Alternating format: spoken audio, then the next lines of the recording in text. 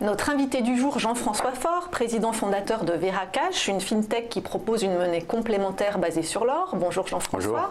Alors avec vous ce matin, on revient sur les 10 ans de la crise, la situation actuelle et améliorée, on l'espère, du système bancaire international. On fera aussi un point sur les crypto-monnaies et sur l'épargne résiliente. Mais pour commencer, on vient de fêter le triste anniversaire des 10 ans de la faillite de Lehman Brothers. Est-ce que aujourd'hui, on est à l'abri de ce type d'événement? Alors déjà, je ne suis pas certain qu'il faille vraiment le fêter, mais en tout état de cause, c'est vraiment un moment qui a été marquant et qui doit marquer. C'est un peu comme le 11 septembre, et tout le monde se souvient à peu près de ce qu'il a fait à ce moment-là. Et beaucoup de personnes se sont retrouvées impactées directement ou indirectement par cet événement.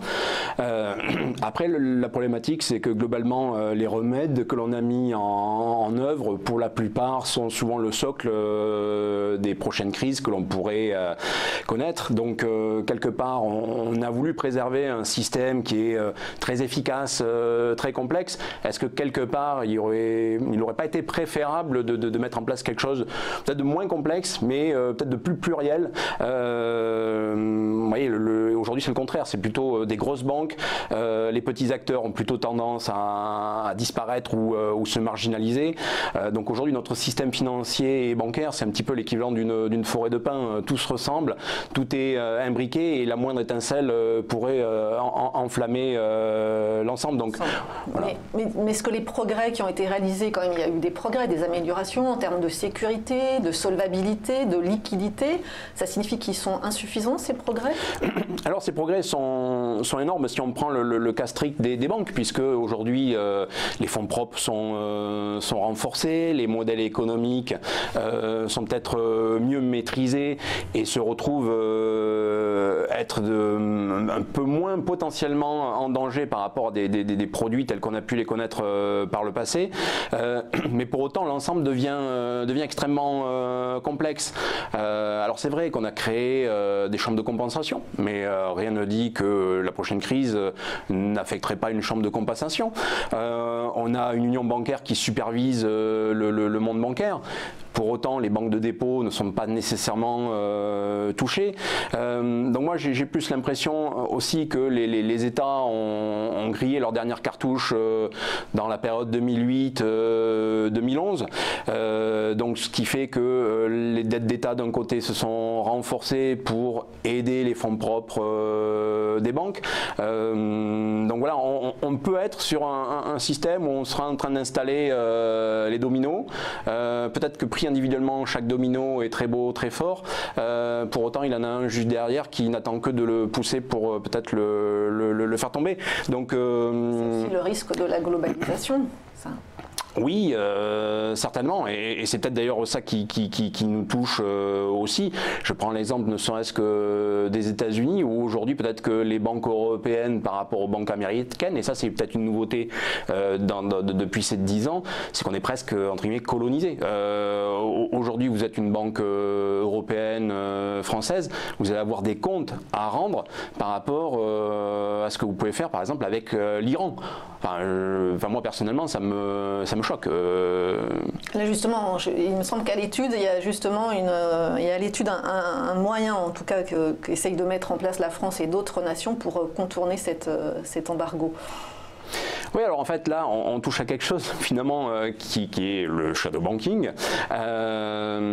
qui est finalement un petit peu ce que vous mettez en place quand vous avez trop de contraintes. Vous savez, imaginez, vous êtes un enfant, on vous interdit de tout faire, vous allez être créatif et vous allez inventer des choses qui vous permettent de contourner les règles établies, que ça soit de manière bienveillante ou un petit peu moins. C'est quoi ce shadow banking? Le shadow banking, c'est le système financier qui passe sous les oui, voilà. Alors, mais est-ce que c'est pas un peu un compartiment fourre-tout où on mélange les hedge funds, les fonds d'investissement, oui, la titrisation? Oui, alors c'est un petit peu ça, parce que en fait c'est la finance parallèle, en fait la finance qui ne rentre pas dans le bilan des banques. Alors ça ne veut pas dire que c'est illégal. Le shadow banking, ça peut aussi bien être les banques d'affaires que des garanties de crédit, la facturage, mais même le crowdfunding, et on peut même imaginer que sinon on travaillait avec les banques, Veracash serait un élément du shadow banking. Mais aujourd'hui ça représente quand même 100 000 000 milliards, c'est un quart des actifs financiers mondiaux et c'est 3 fois le shadow banking qui existait en 2008. Donc voilà, on est là encore sur un système toujours imbriqué et où les choses qui peuvent être un petit peu compliquées et que les banques ne veulent pas rentrer dans leur bilan a été reporté en fait à l'extérieur. Donc si un maillon saute, et là sur le coup comme en 2008, là aussi ça peut entraîner tout le risque. Et alors d'où viendrait le risque de défaillance du système financier de ce shadow banking et quelle zone géographique serait la plus touchée, ou en tout cas de quelle zone géographique il faut craindre le plus grand danger? Alors personnellement, je ne pense pas que ça partira du shadow banking, mais ça sera un des éléments amplifiants ou accélérants. Personnellement, je pense qu'aujourd'hui, si quelque chose devait s'enflammer, ça partirait plutôt des sociétés tech américaines qui aujourd'hui sont extrêmement valorisées en bourse par rapport à leur valeur intrinsèque. Donc là, et c'est normal, il y aura un ajustement. La problématique, c'est à quel moment tomberait cet ajustement. Si vous avez l'équivalent d'une crise, celle des startups Internet 2000, sachant qu'aujourd'hui, la valeur ou la taille, c'est x10. Et ce ne sont pas des fintech qui sont hors sol, elles sont totalement intégrées dans notre quotidien. On a tous un appareil Apple, on utilise Google, etc. Donc c'est notre quotidien. Donc si ça, il y a un ajustement, il va toucher ce qui est aujourd'hui en fragilité. Qu'est-ce qui est en fragilité? Déjà, l'Europe, qu'est-ce qu'on a en Europe? On a toujours donc ces dettes d'État qui sont conséquentes pour avoir aidé il y a une dizaine d'années le système bancaire. Donc là, il y a une véritable fragilité. On a l'Italie. L'Italie qui est un petit peu sous perfusion et si son système bancaire s'effondre, on se retrouve à avoir ce que l'on a connu en Grèce mais à l'échelle de l'Italie et ce n'est plus du tout la même histoire. Et puis on a tout simplement là dans quelques mois le Brexit et aujourd'hui aucun dirigeant n'est capable d'expliquer ce qu'ils vont finalement faire ou organiser pour la mise en œuvre du Brexit en 2019. Donc, dire que les tensions sont au maximum ce matin entre l'Union européenne et le Royaume-Uni. Tout à fait. Donc là, on est dans peut-être une logique d'effet ciseau, voulant dire que, comme on a déjà grillé nos cartouches en 2008, si on veut résoudre aujourd'hui des problématiques de banque, et de toute manière, on réglerait les problèmes des banques, c'est-à-dire qu'on ne laisserait pas une Deutsche Bank faire faillite, par exemple.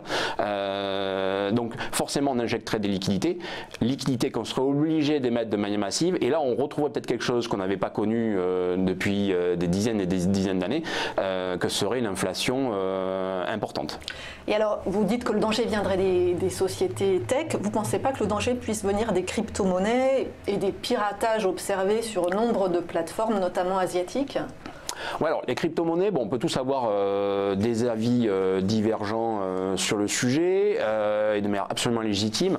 En toute état de cause, les cryptos sont quand même nés de la crise justement de Lehman il y a une dizaine d'années et notamment le créateur du Bitcoin qu'on ne connaît toujours pas dans son livre blanc avait clairement expliqué qu'il il créait le Bitcoin justement pour répondre à cette problématique de manipulation, à ces problématiques de problématiques de confiance vis-à-vis d'un système financier où finalement tout repose sur les épaules de quelques dizaines d'acteurs. Et donc en créant le Bitcoin adossé à une blockchain, tout le monde devient responsable de l'intégrité de l'ensemble. Alors vous parliez des plateformes de crypto asiatiques ou autres. Hein. Je vais prendre un exemple. Imaginez que la plus connue Coinbase soit piratée. Ça peut arriver puisque c'est un système informatique. Si elle est piratée, ça ne veut pas dire que ça remet en cause la blockchain. C'est juste qu'un acteur qui interagit avec cette blockchain, lui, se retrouverait piraté. Donc il se passe quoi? Le Bitcoin perd 50%. Mais aujourd'hui, les crypto-monnaies, ça reste quand même si on en parle beaucoup dans les médias, mais dans la valeur ça reste marginal, c'est-à-dire que par rapport aux devises, on est dans un rapport de 1 à 1000, même par rapport à l'or, en on est dans un rapport de 1 à 10, alors que l'or c'est une seule matière. Les cryptos c'est un ensemble énorme aujourd'hui de crypto-monnaies. Donc voilà, et puis c'est en silo, c'est-à-dire que les régulations actuelles, sur le coup qui n'existent pas, ou peu, font que les cryptos sont de leur côté, l'industrie classique de la finance est de l'autre, donc si une s'effondre, l'autre ne devrait pas trop bouger. Bon. Alors si une nouvelle crise est imminente, qu'est-ce qu'il faut faire? Il faut retirer son argent de la banque, vendre ses assurances-vie, ses actions?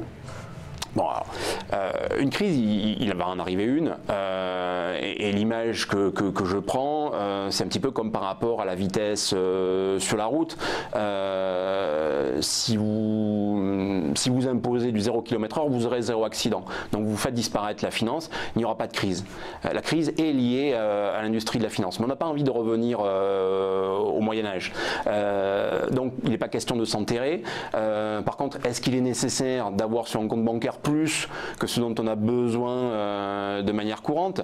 Est-ce qu'on a besoin, en étant français, de faire un petit peu tapis dans l'assurance vie? Et ça, c'est un petit peu une exception française. Je n'en suis pas certain parce que sur le coup, on est à l'encontre de l'adage habituel qui veut dire de ne pas tout mettre ses œufs dans le même panier. Est-ce qu'il y a des placements sans risque ou le risque est nul dans ce cas de figure? Alors le risque nul n'existe pas. Voilà, ça c'est une certitude. Après, ce que l'on sait, et pour parler spécifiquement de la crise, c'est que par exemple l'or, lui, a montré des vraies capacités justement à passer ce genre de cap. Mais là encore, il ne faut pas confondre épargne avec assurance, et sur le coup l'or est peut-être plus dans une logique d'assurance du reste de son épargne. Donc par exemple le fait d'avoir une assurance incendie ne va pas vous empêcher d'avoir votre maison qui brûle. Donc l'or n'empêchera pas une crise. Par contre il pourra aider à passer plus facilement le cap difficile. Merci beaucoup Jean-François Faure, président fondateur de Veracash.